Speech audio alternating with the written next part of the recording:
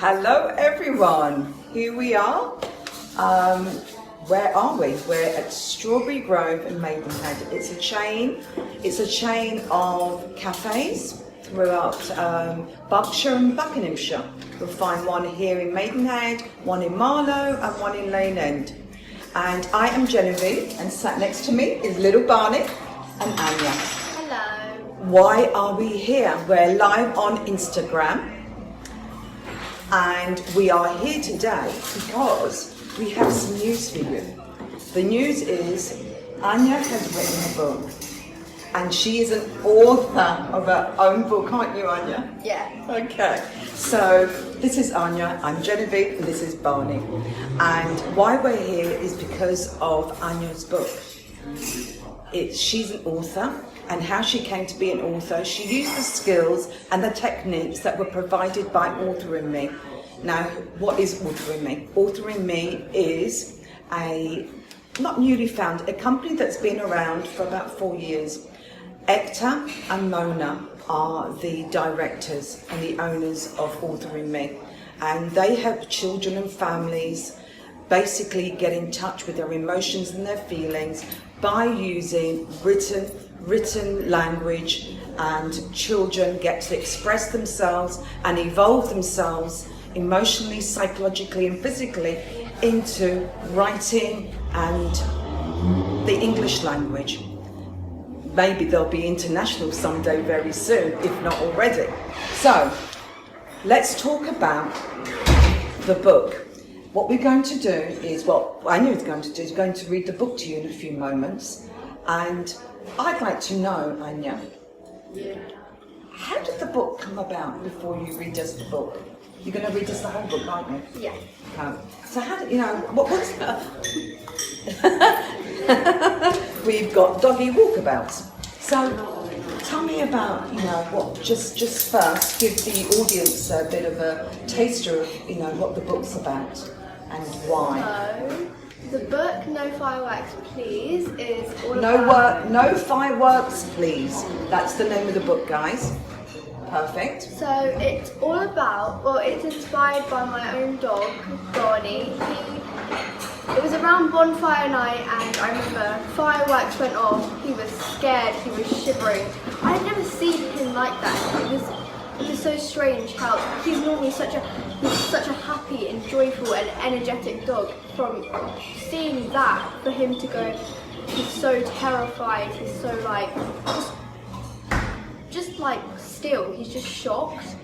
It was so heartbreaking. He wouldn't eat, he wouldn't drink, he would hide under a bed, and he wouldn't do anything. He was not himself, and I think as an owner that's really heartbreaking to see how your dog has gotten changed by our actions, because we've done those actions and our furry animals on our planet are getting destroyed. So that's what I've written this book about, and I would like to read it with you so I can share Barney's story. So was this when Barney was a baby then? No, it wasn't. A little bit later, was it? He was around 2 years old, and I think that's the first proper time he properly heard fireworks, and he was like, "What's this?" Yeah, we had an experience on our way down here, right? Yeah. Yeah, and I experienced it for myself, and dog owner myself, and but we were just getting out of the car, and in the local car park, a car backfired, and Barney sort of lost it and wanted to return back to the car, and he was just pulling and tugging and just wouldn't come. Yeah, so it's seeing how distressed is not not nice to see when we love our dogs so much, our pets so much. So anyway, without any more sort of things holding us back, shall we hear the story? Yeah. Yeah, let the audience hear the story. This book isn't just written for Barney, it's written for, across the UK there's 5.5 other million dogs that get petrified, get hurt by these fireworks that continue. So this is for all those dogs as well.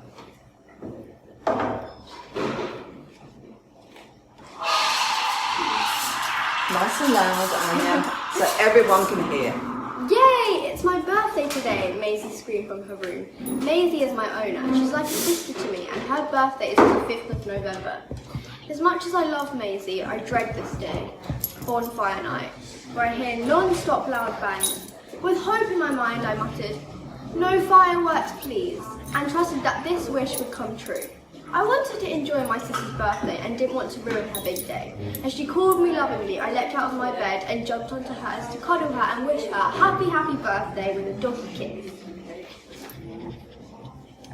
It was a Wednesday, so Maisie still had to go to school. Excitedly, Mum, Dad and I went to drop her off. It was a frosty and bitter morning with the grass underneath my paws crunching as I darted off in the park.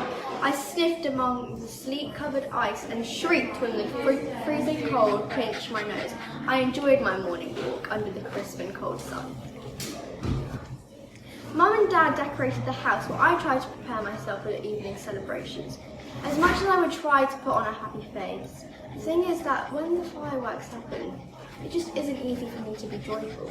The sound of fireworks feels like someone is shooting my earlobes with a gun. It seems they're trying to kill me and send shivers down my spine. The only way to feel better is to hide in a quiet and dark corner. These fretful thoughts swelled my mind. As the day went on, I stayed in my grey fleecy bed, lost in my thoughts. Ding dong! Finally, I heard the doorbell ring, and there she was. Maisie entered with her hands full of presents from her friends. She sat down on the sofa and I jumped into her lap straight away, licked her face with excitement, and waited for her to give me just as much excitement as I was giving her. "Yes, yes, calm down, Barney, I'm here," she chuckled. As we opened her presents, I heard a loud bang outside. It was a firework. I started to pant and shiver like cowardly creature I was. I was trying to regain control. It was worrying me. "Breathe," I said to myself. Maisie calmed me down by stroking me. But I was shaking like a leaf in a storm. I was stressed. I knew I wouldn't be able to cope. So as soon as Maisie finished opening her presents, I rushed upstairs and hid under her bed, trying to soothe myself. I wanted to be prepared for tonight and be brave. Despite the crescendo of sound from the continuous fireworks, I was still determined to make it the best day for Maisie, as she was the best sister I could ever ask for. I was getting ready to come out when I saw Mum walk into Maisie's room. "Mum, this really isn't good. I understand that it's bonfire night, but why can't everyone set off their fireworks at the same time? It'd be such a relief for Barney and other dogs like him." Maisie's voice reflected her irritation and frustration. "I know, sweetheart, it's so annoying. You know, we've started a petition to have fireworks set off at fixed time. Hopefully we should receive the response in the email before 5 p.m. today." I was so touched to know how much they cared about me, and I wanted this trauma to stop just as much as I did. I knew that my family was trying their hardest, so today I was going to be brave and make sure Maisie had the best, most wonderful birthday ever. I got out of the bed and Maisie greeted me with a big warm hug and a kiss on my fluffy head. I was happy. Everyone was getting ready to go out to the pub for dinner when another firework went off. As much as I wanted to run and go somewhere where the sounds that were tormenting me would stop, I managed to stand calmly, and it has not affected me at all. We got in the car and I sat in the back with Maisie, looking out of the window at the jet black sky with its stars that were like tiny white specks of diamonds. Just as we were about to drive away, the postman handed a brown envelope to Mum. I heard Mum say, "Congratulations, darling. The council has set up a 1-hour time limit for loud fireworks. Silent fireworks can be used at any time." Maisie screamed with joy. The news brought such a big smile to my face and made me feel so loved and relaxed. Wow, I have the best family ever. I love them more than ever. I thought to myself. My fluffy tail couldn't stop wagging.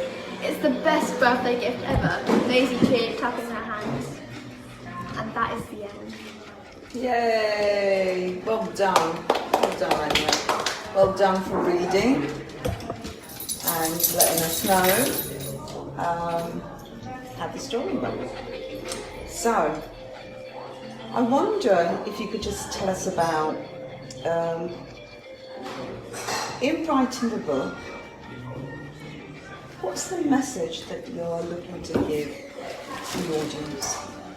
So there's a community. few messages I wanted to come across with this book, but I think the main message was that we have to be respectful to the other people on our planet. We're not just these people on the planet. We have so many more animals, and it isn't just dogs that get affected by it. It's cats, it's hamsters, it's so many more that you couldn't even imagine. And I want us to be respectful and help all our furry friends to feel happy and themselves without these loud bangs going on. So I remember in the back of the book, reading at the back of the book, there was a section about how you're going to donate money from the sale of these products. Yeah. The book. Yeah.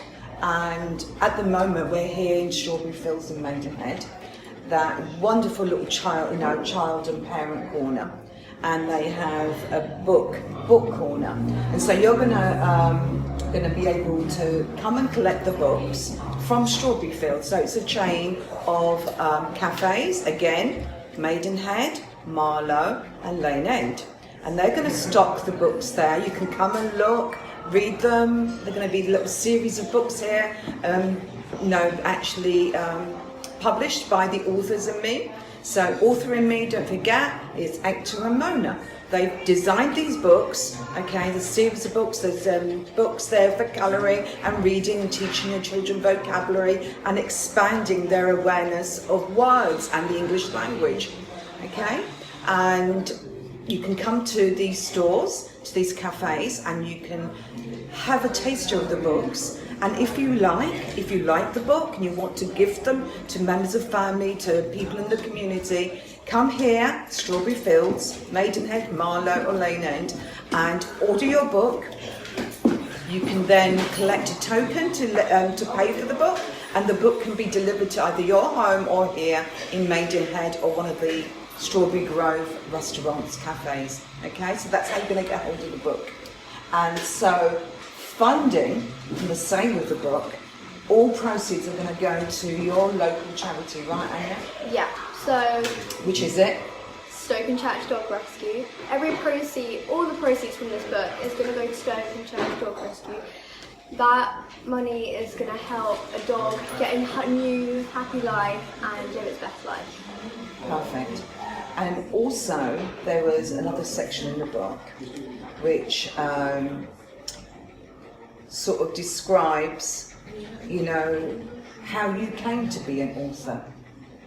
What was your journey in being an author? What was that like, writing the book?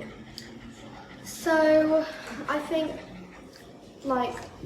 it started when I was quite young actually. So, I joined Author and Me at quite a young age. I wrote my first book with them, The Parrot and the Bunny, which you can still buy, I think. I remember that book. Yeah.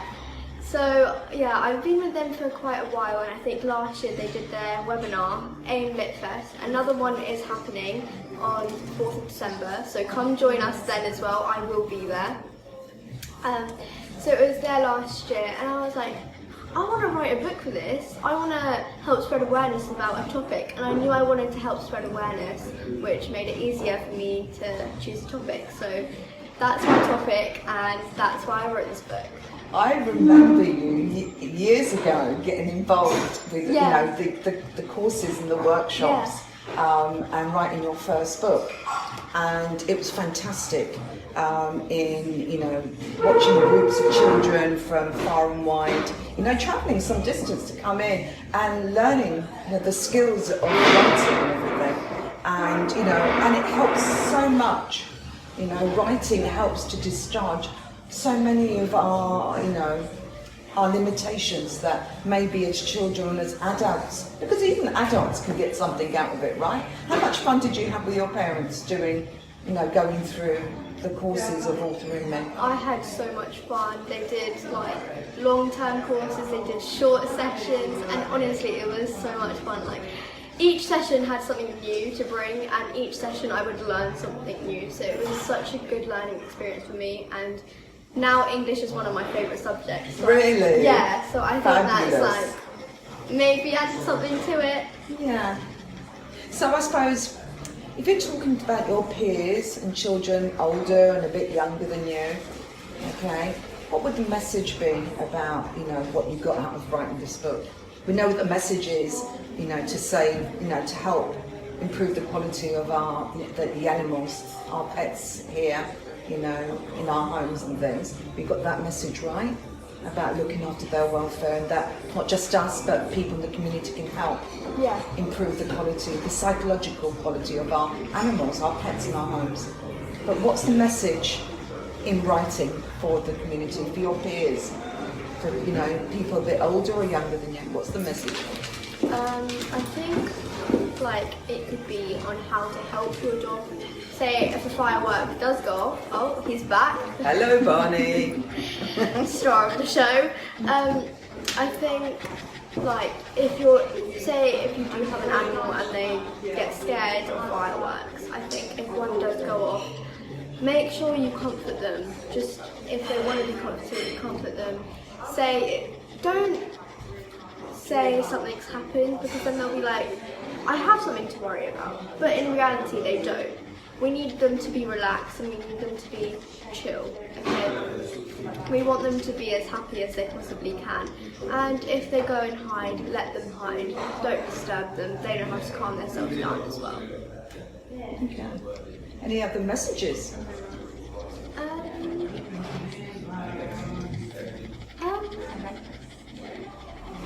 I'm not really sure, I think. So, I'm just thinking, you know, and like I said, I met you when you were very young. Yeah. This has evolved. It's got to this place, yeah, where you've written several books. Yeah.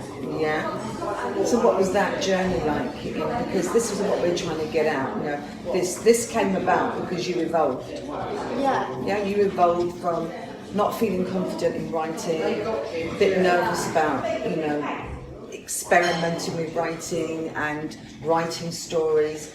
Now, did it improve your school life, say, for instance? I think the courses did definitely help me in English. I think at first I quite struggled with English quite a lot. I didn't love to read, I'm not going to lie. I never read, my vocabulary wasn't great, and I think when I started writing this, it helped me with my vocabulary, it expanded my writing, and I learned a lot more how to capture the writer, like capture the readers on. And I just suppose, you know, in a few years back when Hector and Mona were starting The Author and Me, I took part in some workshops, and I suppose over a couple of days I saw the children sort of evolving from the confidence, you know, and learning to integrate their emotions with the words and then the reading and the comprehension of what they were doing.